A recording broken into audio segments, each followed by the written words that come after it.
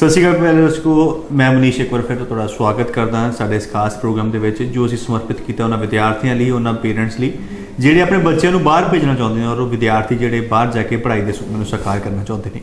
सो अज expert ओम global तो पुनीत खन्ना जी साडे नाल हाजिर ने। गलबात का विषय रखांगे आस्ट्रेलिया। पुनीत जी बहुत बहुत स्वागत है जी। सत श्री अकाल सारे दर्शकों को जिहड़े शो नाल जुड़े ने जी। और पुनीत जी 4.5 बैंड तो आप स्टार्ट करिए ना। 4.5 बैंड ते ओम ग्लोबल या 5 बैंड ते ओम ग्लोबल वीजे हासिल कर रहे हैं जी। बाकी कंसल्टेंट 5.5 बैंड या 6 बैंड ते वीजे नहीं मिल रहे उन्होंने जी। की कारण है? देखो मनीष जी, सब तो पहला कारण हैगा वा जिहड़ी मेहनत, जिहड़ी डेडिकेशन, जिहड़ा टाइम असी एक फाइल दे पिछे लाने आ, जिहड़ा एक्सपीरियंस असी उस फाइल दे पिछे उस फाइल नूं लॉन्च करन लगे यूज़ करते हैं। जिहड़ी एक्सपर्ट टीम है साडी, जिहड़े लॉयर्स ने मैलबर्न आस्ट्रेलिया च बैठे साडे पैनल ते जिहड़े हैगे ने, उन्हां सारियां दी मेहनत, साडी टीम दी बदौलत, उन्हां दी मेहनत जिहदे करके साडा जिहड़ा सक्सैस रेट हैगा बाकियां नालों बहुत ज़्यादा बैटर हैगा।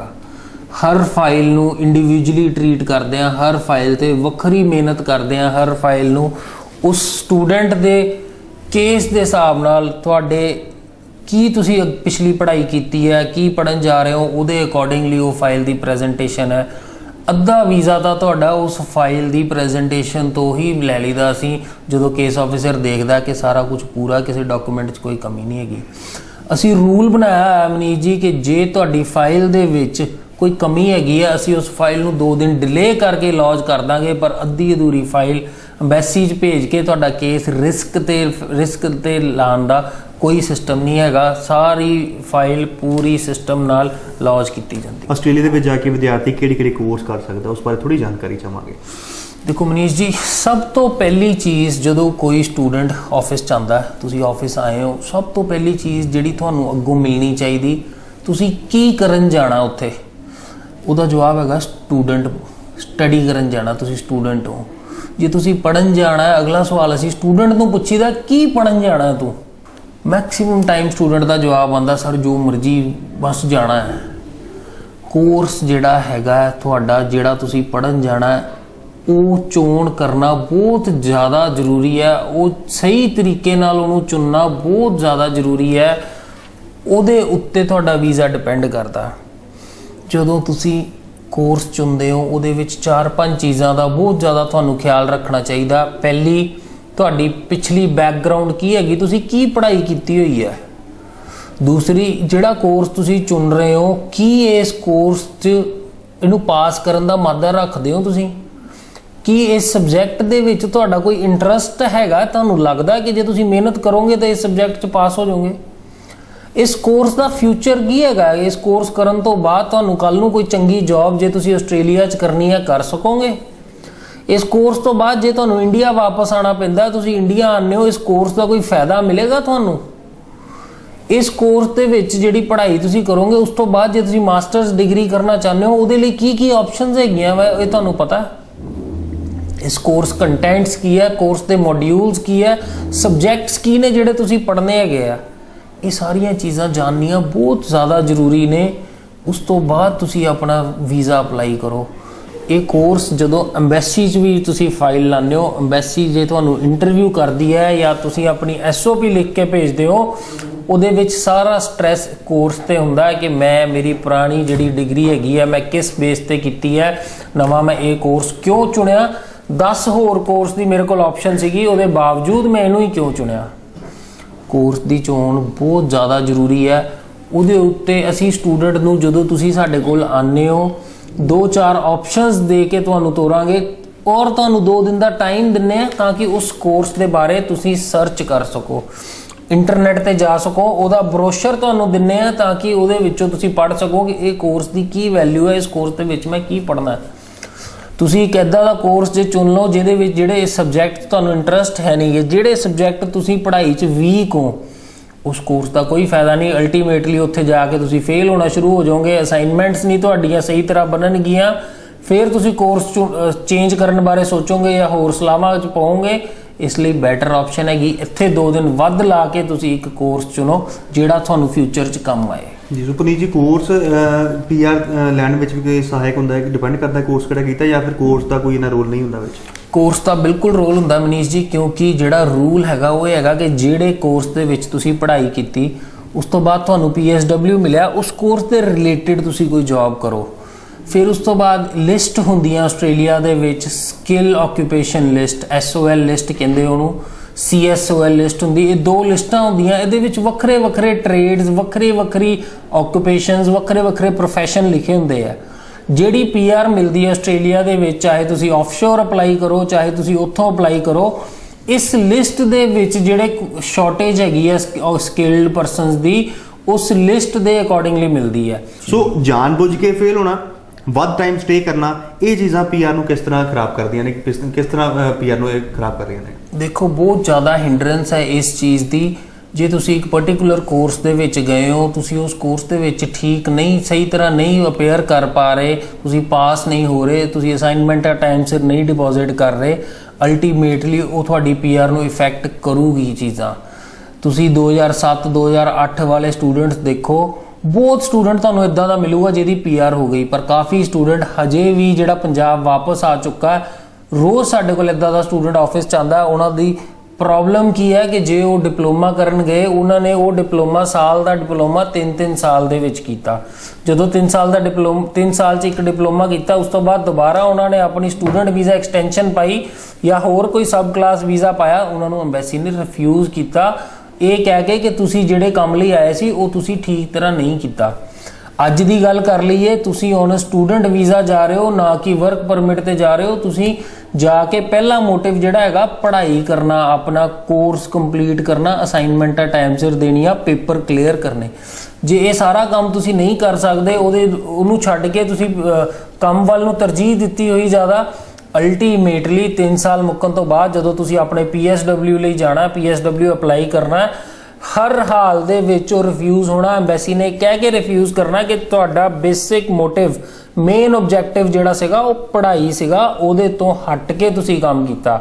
ਇੱਕ 3 ਸਾਲ ਦੀ ਬੈਚਲਰਸ ਡਿਗਰੀ ਲਈ ਤੁਸੀਂ ਜਾ ਰਹੇ ਹੋ, ਤੁਸੀਂ ਉਹਨੂੰ ਫਾਸਟ ਟਰੈਕ ਕਰਕੇ 1.5 ਸਾਲ 'ਚ ਖਤਮ ਕਰ ਸਕਦੇ ਹੋ ਔਰ 1.5 ਸਾਲ ਬਾਅਦ ਵਰਕ ਪਰਮਿਟ ਲੈ ਸਕਦੇ, ਕਿਉਂਕਿ ਕੋਰਸ ਦੀ ਡਿਊਰੇਸ਼ਨ 3 ਸਾਲ ਸੀ।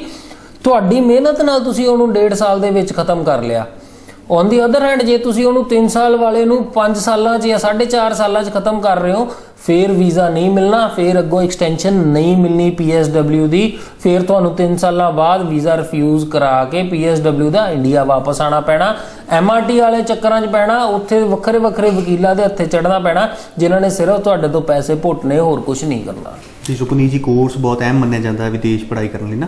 ਸੋ ਕਿੰਨੇ ਟਾਈਮ ਦਾ ਕੋਰਸ ਲੈਣਾ ਚਾਹੀਦਾ, ਡਿਊਰੇਸ਼ਨ ਕਿਉਂ ਨਹੀਂ ਚਾਹੀਦੀ ਕੋਰਸ ਤਾਂ ਕਿ PR ਮਿਲ ਸਕੇ? ਜੀ ਮਨੀਸ਼ ਜੀ, ਬਹੁਤ ਸਿੱਧਾ ਰੂਲ ਹੈਗਾ, ਇਮੀਗ੍ਰੇਸ਼ਨ ਦੀ ਵੈਬਸਾਈਟ ਤੇ ਲਿਖਿਆ। 2 ਹੀ ਕੋਰਸ ਹੈ ਜਿਹਨਾਂ ਲਈ ਤੁਸੀਂ ਜਾ ਸਕਦੇ ਹੋ, 2 ਡਿਗਰੀਆਂ। ਜੇ ਕਿਸੇ ਨੇ +2 ਕੀਤੀ ਹੈ ਉਹ ਬੈਚਲਰਸ ਲਈ ਜਾਊਗਾ, ਜੇ ਕਿਸੇ ਨੇ ਗ੍ਰੈਜੂਏਸ਼ਨ ਕੀਤੀ ਹੈ ਉਹ ਮਾਸਟਰਸ ਲਈ ਜਾਊਗਾ, ਜਾਂ ਮਾਸਟਰਸ ਵਾਲਾ ਫਰਦਰ ਸੈਕੰਡ ਮਾਸਟਰਸ ਲਈ ਜਾ ਸਕਦਾ। ਦੋਨੋਂ ਕੇਸਿਸ ਦੇ ਵਿੱਚ ਡਿਗਰੀ ਹੋਣਾ ਜ਼ਰੂਰੀ ਹੈ, ਨੰਬਰ 1। ਦੂਸਰਾ, ਕੋਰਸ ਦੀ ਜਿਹੜੀ ਡਿਊਰੇਸ਼ਨ ਹੈ ਉਹ ਫਿਕਸ ਕੀਤੀ ਹੋਈ ਹੈ ਇਮੀਗ੍ਰੇਸ਼ਨ ਨੇ। ਇੱਕ ਮਾਸਟਰਸ ਵਾਲਾ ਬੱਚਾ, ਉਹਦੇ ਕੋਰਸ ਦੀ ਡਿਊਰੇਸ਼ਨ 104 ਹਫ਼ਤੇ ਹੋਣੀ ਚਾਹੀਦੀ ਹੈ, 104 ਵੀਕਸ। ਇੱਕ ਬੈਚਲਰਸ ਵਾਲਾ ਬੱਚਾ, ਉਹਦੇ ਕੋਰਸ ਦੀ ਡਿਊਰੇਸ਼ਨ 156 ਹਫ਼ਤੇ ਹੋਣੀ ਚਾਹੀਦੀ ਹੈ, 156 ਵੀਕਸ। ਜਦੋਂ ਤੁਹਾਨੂੰ ਆਫਰ ਲੈਟਰ ਮਿਲਦੀ ਹੈ, ਆਪਣੀ ਆਫਰ ਲੈਟਰ ਦੇਖੋ, ਜਿਹੜੇ ਕੋਰਸ ਲਈ ਤੁਸੀਂ ਅਪਲਾਈ ਕਰਨਾ ਚਾਹੁੰਦੇ ਹੋ ਉਸ ਕੋਰਸ ਲਈ ਉਸ ਵੈਬਸਾਈਟ ਤੇ ਦੇਖੋ, ਬਰੋਸ਼ਰ 'ਚ ਦੇਖੋ, ਪ੍ਰੋਸਪੈਕਟਸ 'ਚ ਦੇਖੋ, ਕੋਰਸ ਦੀ ਡਿਊਰੇਸ਼ਨ ਕੀ ਹੈਗੀ, ਉਹਦੇ ਉੱਤੇ ਲਿਖੀ ਹੁੰਦੀ ਹਰ ਜਗ੍ਹਾ ਤੇ, ਆਫਰ ਲੈਟਰ ਦੇ ਉੱਤੇ ਵੀ ਲਿਖੀ ਹੁੰਦੀ। ਜੇ ਤੁਹਾਡੇ ਕੋਰਸ ਦੀ ਡਿਊਰੇਸ਼ਨ ਇਹਨਾਂ ਡਿਊਰੇਸ਼ਨਸ ਨਾਲੋਂ ਘੱਟ ਹੈਗੀ ਹੈ, ਫਿਰ ਤੁਸੀਂ ਬਾਅਦ 'ਚ PSW ਲੈਣ ਲਈ ਐਲੀਜੀਬਲ ਨਹੀਂ ਹੈਗੇ, ਤੁਹਾਨੂੰ ਨਹੀਂ ਮਿਲਣਾ। ਜੇ ਤੁਹਾਡਾ ਏਜੰਟ ਤੁਹਾਨੂੰ ਇੱਥੋਂ ਬੇਵਕੂਫ ਬਣਾ ਕੇ ਕਹਿ ਕੇ ਭੇਜ ਰਿਹਾ ਕਿ ਮਾਸਟਰਸ ਹੈਗੀ ਹੈ, ਉਹ 1.5 ਸਾਲ ਦੀ ਮਾਸਟਰਸ ਹੈ, 1.5 ਸਾਲ ਦੀ ਮਾਸਟਰਸ ਤੋਂ ਬਾਅਦ PSW ਨਹੀਂ ਮਿਲਣਾ, ਕੱਲ ਨੂੰ ਤੁਸੀਂ ਉੱਥੇ ਜਾ ਕੇ ਰੋਣਾ ਕਿ ਮੈਂ ਕਿਹੜੇ ਕੋਰਸ ਵਿੱਚ ਆ ਗਿਆ। ਇਸ ਚੀਜ਼ ਦਾ ਖਾਸ ਖਿਆਲ ਰੱਖੋ। ਉਸ ਤੋਂ ਬਾਅਦ ਆਪਣੀ ਫੀਸ ਟ੍ਰਾਂਸਫਰ ਕਰੋ ਔਰ ਵੀਜ਼ੇ ਲਈ ਅਪਲਾਈ ਕਰੋ।